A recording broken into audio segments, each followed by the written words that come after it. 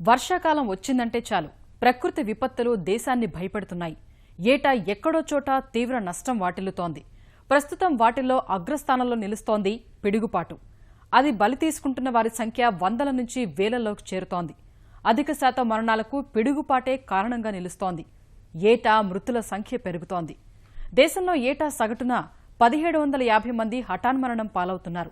గత నెలలో 2 రోజుల వ్యవధిలోనే 120 మంది అదే కారణంగా చనిపోయారంటే పరిస్థితి అర్థం చేసుకోవచ్చు. అభివృద్ధి చెందిన దేశాలతో పోల్చితే భారత్లో పిడుగుపాటుపై ప్రచారం, అవగాహన లేకపోవడం మరణాలకు ప్రధాన హేతువుగా మారుతోంది. ఆ మరణాలను కనీసం విపత్తు కింద గుర్తించి సాయం అందించే వ్యవస్థ దేశంలో లేకపోవడం బాధిత కుటుంబాల్ని రోడ్డున పడేస్తోంది. అసలెందుకీ దుస్థితి? అవగాహన లేమి ఎలా ప్రాణాల మీదకు తెస్తోంది? అపోహలు, అర్ధసత్యాలు దాటుకుని పిడుగుపాటు నుంచి రక్షణ పొందాలంటే ఎలాంటి జాగ్రత్తలు తీసుకోవాలి?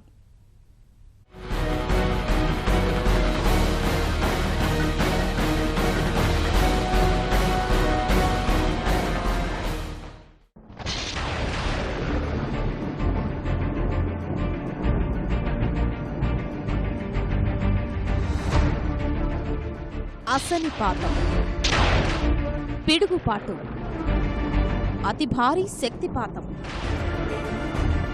పేరేదైతేనే అది సృష్టించే విధ్వంసం ఊహకైనా అందనిది. నల్లమబ్బుల మాటు నుంచి ఉరుములు, మెరుపులు ఫెళఫెళమని భయపెడుతున్న వేళ క్షణాల వ్యవధిలో ఊపిరి తీసేస్తాయి. రోడ్డు పక్కని చెట్ల మీదో, ఎత్తైన భవంతుల మీదో కాలం కలసిరాకపోతే తిన్నగా మనుషుల మీదే విరుచుకుపడే వాటిని తట్టుకుని నిల్చే శక్తి ఇప్పటి వరకైతే లేదు.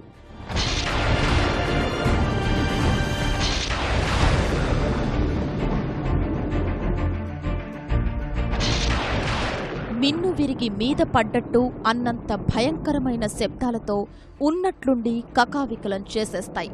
ప్రపంచం మొత్తం మీద ఏ ఒక్కరికి ప్రత్యేకంగా పరిచయం చేయాల్సిన అవసరమే లేని ఉపద్రవమిది.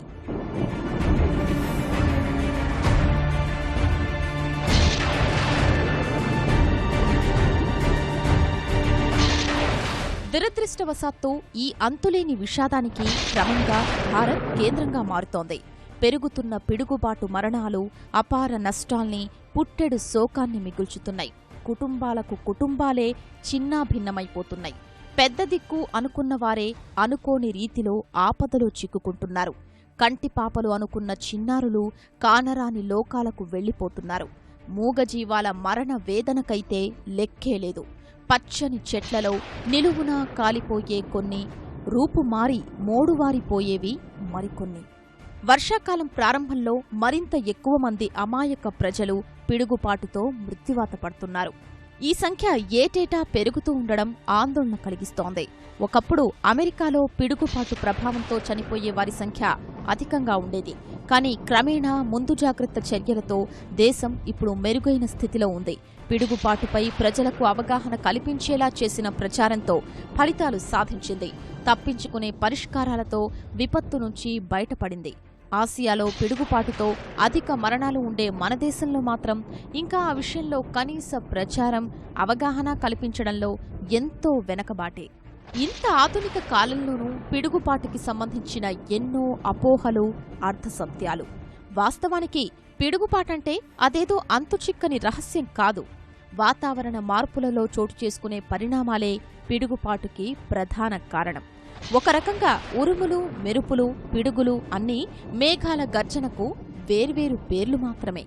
మేఘం మేఘం ఢీకొంటే ఏర్పడే విపరీతమైన కాంతి, శబ్దాల్నే మనం మెరుపు, ఉరుముగా పిలుస్తూ ఉంటాం. ఆ మేఘ సంఘర్షణలో పుట్టే, జనించే విద్యుదావేశమే పిడుగు. ఇక్కడ మరో విషయం కూడా తెలుసుకోవాలి.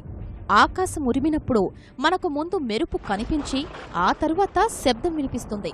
ఎందుకంటే ధ్వని కన్నా కాంతి వేగం ఎక్కువ కాబట్టి. ఆ ఉరుములు, మెరుపులు తరువాత మేఘాల ఉరిపిడి తీవ్రతను బట్టి పిడుగుపాటు సంభవిస్తుంది.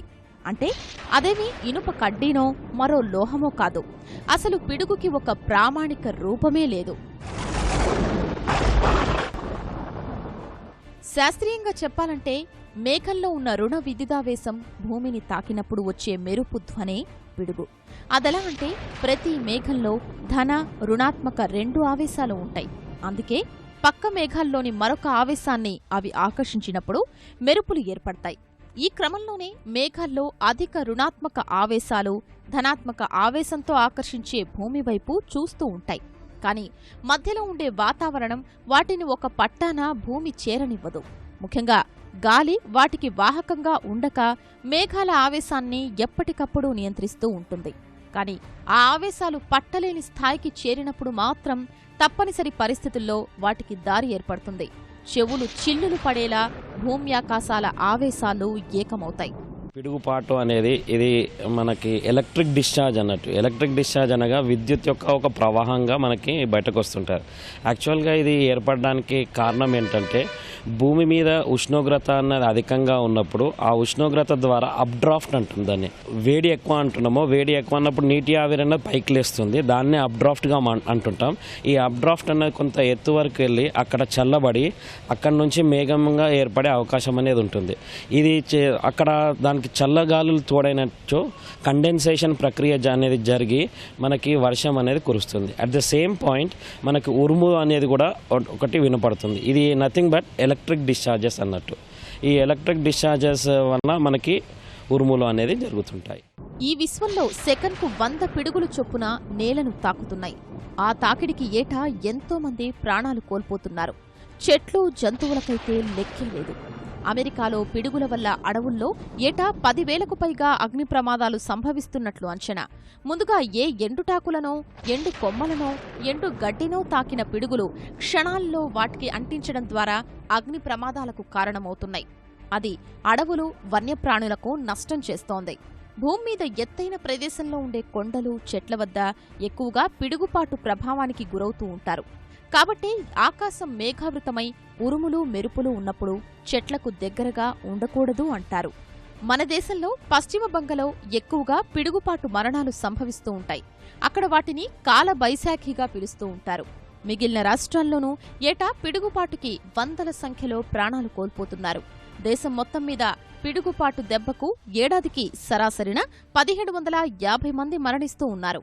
2014లో 2582, అంతకుముందు 2833 మంది మరణించినట్లు జాతీయ నేర గణాంక సంస్థ లెక్కలే చెప్తున్నాయి. 1967 నుంచి 2012 వరకు భారత్లో ప్రకృతి విలయం వల్ల మరణించిన వారిలో పిడుగుపాటుకు చనిపోయిన వారి సంఖ్య 39% ఉందంటే పరిస్థితి అర్థం చేసుకోవచ్చు.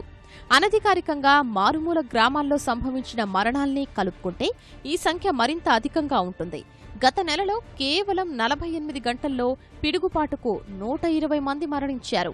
బీహార్లో 57, ఉత్తరప్రదేశ్లో 41, మధ్యప్రదేశ్లో 12, జార్ఖండ్లో 10 మంది మరణించారు. తెలుగునాట కూడా ఏటా పిడుగుపాటు కారణంగా ఎంతో మంది అమాయకులు బలవుతున్నారు. ప్రధానంగా రైతాంగ కుటుంబాలు బాధితులుగా మారుతున్నాయి. పొలంలో వ్యవసాయ పనుల్లో నిమగ్నమై ఉండగా మాయదారి పిడుగుల పాలబడి మృతి చెందుతున్నారు. అలానే ఈ మధ్య కడప జిల్లాలో పొలంలో దున్నుతున్న సమయంలో పిడుగుపడి రైతు, నాగలి ఎద్దులు అక్కడికక్కడే ప్రాణాలు విడిచిన ఘటన అందరినీ కంటతడి పెట్టించింది.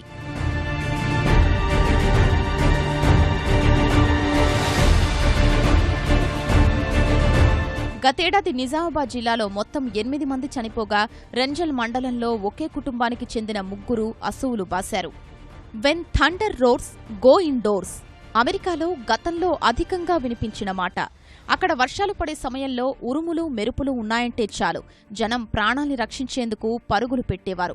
కానీ క్రమేణా ప్రభుత్వం చేపట్టిన ప్రచారం, అవగాహన కార్యక్రమాలతో పరిస్థితిలో మార్పొచ్చింది.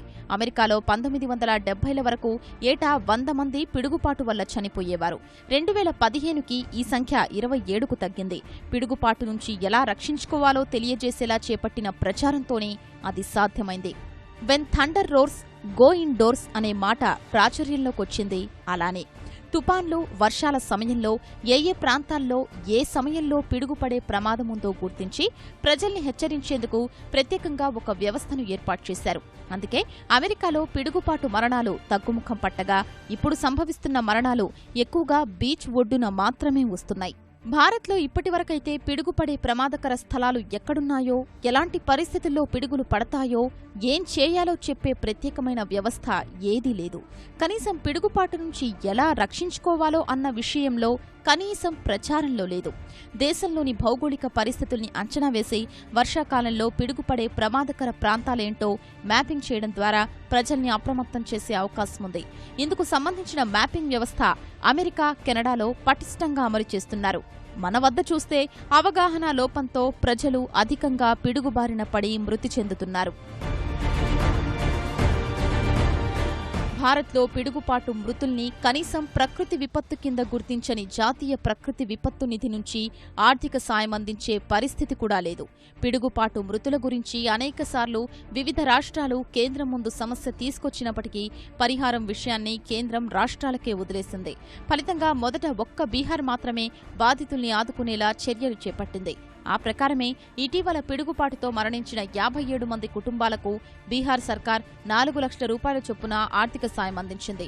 పశు సంపద మరణిస్తే వాటి యజమానులకు 25,000 చొప్పున సాయం అందిస్తోంది. 2015లో ఆంధ్రప్రదేశ్ ప్రభుత్వం కూడా అదే నిర్ణయం తీసుకుంది. సాధారణంగా ఉరుములు, మెరుపుల వాతావరణమే పిడుగుపాటుకి సంకేతం. అలాంటప్పుడు కొన్ని జాగ్రత్తలు తీసుకోవాలి. ఉరుములు, మెరుపులు ఎక్కువగా ఉంటే సమీపంలోని పక్కా భవనంలోకి వెళ్లాలి. బృందంగా వెళుతున్నప్పుడు విడివిడిగా విడిపోయి నడవాలి. పర్వతాల్లాంటి ఎత్తైన ప్రదేశాలకు వెళ్లకూడదు. ఎత్తైన చెట్ల కింద అస్సలుండరాదు. ఛార్జింగ్ అవుతున్న ఫోన్ వినియోగించకూడదు. కాకపోతే మనకు పురాణాలకు సంబంధించిన అంశం అర్థం కాని కాలంలో పైన అర్జునుడు రథం మీద పోతా ఉన్నాడు, ఆ శబ్దం వస్తుందని చెప్పేసి అందుకే అర్జున అంటే పిడుగు పడదు అన్నటువంటి ఒక నమ్మకాలు ఉన్నాయి. కానీ నువ్వు అర్జునాను కృష్ణను అది పడే దగ్గర పడుతుంది, ఆ పడ్డ దగ్గర ఉంటే చనిపోతారు. కాబట్టి జాగ్రత్తలు ఏం తీసుకోవాలి అని అంటే పచ్చని చెట్ల కింద, ఎత్తైన చెట్ల కింద ఉండకూడదు. ఇంకొకటి ఏంటంటే వాతావరణ సూచనలు ఇవాళ మనకి ఎలక్ట్రానిక్ సాధనాల ద్వారా తెలుస్తున్నాయి. కాబట్టి బాగా నల్లటి మేఘాలు ఉన్నాయి, వర్షాలు పడతాయని అనుకున్నప్పుడు బయటకు పోకుండా ఉండడం అనేది చాలా ఉత్తమం. ఇప్పటికైనా మన దేశంలో పిడుగుపాటు గురించి కేంద్ర ప్రభుత్వం ఆలోచించాల్సిన తరుణం ఆసన్నమైంది. ఇప్పటికే వేల మంది ప్రజలు పిడుగుపాటుతో మరణిస్తున్నారు. వాటిని ప్రకృతి విపత్తు కింద గుర్తించి బాధిత కుటుంబాలకు పరిహారమివ్వడం సహా ప్రజలకు అవగాహన కల్పించాలి. ప్రజలకు పిడుగుపాటు నుంచి రక్షించుకునే మార్గాలు సూచించాలి. ఎర్త్ టవర్స్ ఏర్పాటుతో మరణాలు నివారించే ప్రయత్నం చేయాలి. ప్రధానంగా జాతీయ స్థాయిలో విధానం తీసుకుని రావడం ద్వారా అన్ని రాష్ట్రాల్లో పిడుగుపాటు మరణాల బాధిత కుటుంబాల్ని ఆదుకోవడం, మరణాల సంఖ్య తగ్గేందుకు చర్యలు చేపట్టాలి.